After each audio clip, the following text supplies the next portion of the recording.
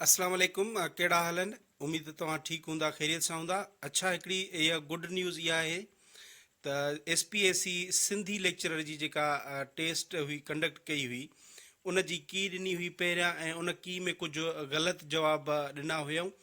हाणे उहा की रिवाइज़ कई आहे ऐं उन में जेके ग़लति जवाब हुया उन्हनि खे रिवाइज़ करे सही जवाबनि जो जेको ऑप्शन आहे उहो की में रखियो वियो आहे।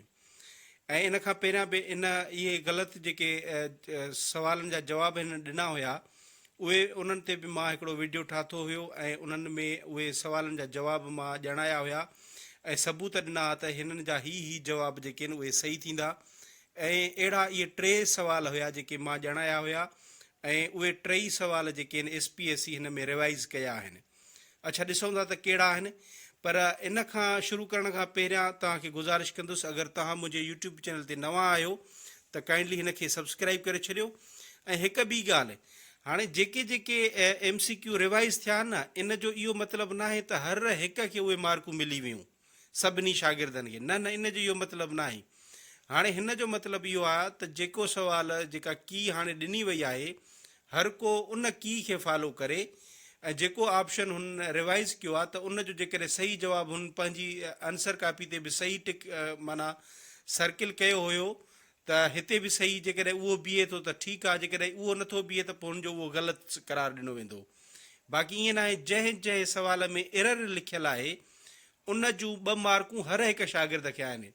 हाणे हिन में तव्हांखे साम्हूं नज़र ईंदो हूंदो त 2 सवालनि में, हिकु सुवाल नंबर 2 ऐं ॿियो सुवाल नंबर 33, इन 2 में एरर लिखियलु आहे त इन जूं 4 मार्कूं हर हिकु शागिर्द खे आहिनि। बाक़ी जेके रिवाइज़ थिया आहिनि उन जूं हर हिकु शागिर्द खे न आहिनि, बल्कि उन्हनि खे आहिनि जंहिंजो उहो ऑप्शन सही हूंदो। हाणे असां ॾिसूं था त उहे कहिड़ा सवाल आहिनि। हिन में जेको पहिरियों सुवाल हिन रिवाइज़ कयो आहे उहो आहे 22 नंबर ते। हे 22 में बी लिखियो अथऊं। हाणे इहो सुवालु कहिड़ो, मां तव्हांखे इहो ॿुधायां थो। 22 नंबर ते सुवालु हुयो त सचल सरमस्त जी मसनवियुनि जो तादादु केतिरो आहे। जेको हिननि पहिरियां जेको ॾिनो हुयो उहो ॾिनो हुयो 10 मसनवियूं आहिनि, सचल सरमस्त जूं घणियूं 10। हाणे उहो रिवाइज़ करे हिननि 8 जेको आहे सचल सरमस्त जूं 8 मसनवियूं आहिनि, इन ऑप्शन खे हिननि सही कयो आहे। पहिरियां बि असां इहो डिस्कस कयोसीं त इहे 8 ई आहिनि, ठीकु आहे। उन खां ॿियो जेको सुवालु हिन रिवाइज़ कयो आहे उहो आहे 30 नंबर सुवालु। हाणे ॾिसो, हर हिक जे हेठां अंडरलाइन थियल आहे। हाणे अंडरलाइन जंहिं जंहिं जे हेठां थियल आहे त माना उहो सुवालु रिवाइज़ थियो आहे। हाणे 30 नंबर ते सुवालु हुयो वणजारो जेको लोकगीत आहे उहो कहिड़े इलाइक़े जो आहे, इहो सुवालु हुयो। ऐं हिननि जेका पहिरियां की ॾिनी हुई उन में हिननि ॼाणायो हो त इहो कोहिस्तान जो आहे। किथां जो आहे? कोहिस्तान जो। हाणे हिननि उन की खे रिवाइज़ कयो आहे ऐं कोहिस्तान कटे करे थरपारकर खे हिननि सही करार ॾिनो आहे। जेको सही जेको आहे जवाब बि थरपारकर ई आहे। यानी वणजारो जेको लोकगीत जो आहे उहो थरपारकर वारे इलाइक़े जो आहे। उन खां पोइ सुवाल नंबर 35 जेको आहे हिननि रिवाइज़ कयो आहे। हे 35 ॾिसो।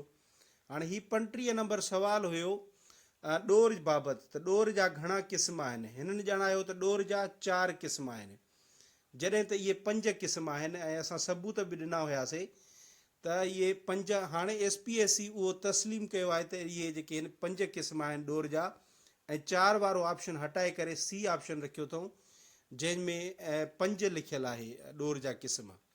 त ही हिननि रिवाइज़ कयो आहे। इहा हिकिड़ी गुड न्यूज़ आहे।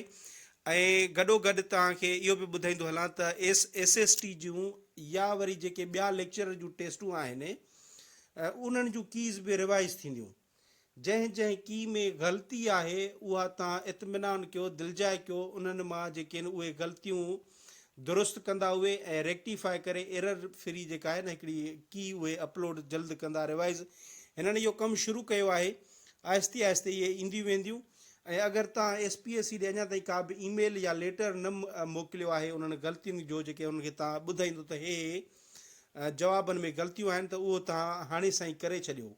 उन्हनि जी उन्हनि ॾे ईमेल बि कयो ऐं बाय पोस्ट हिकिड़ो लेटर बि लिखी करे उन्हनि खे मोकिले छॾियो ताकी को बि सुवालु जेको आहे उहो ग़लति न रहिजी वञे उन में। शॉर्ट अनाउंसमेंट हुई इहा। Thank you so much for watching this video. अल्लाह हाफ़िज़।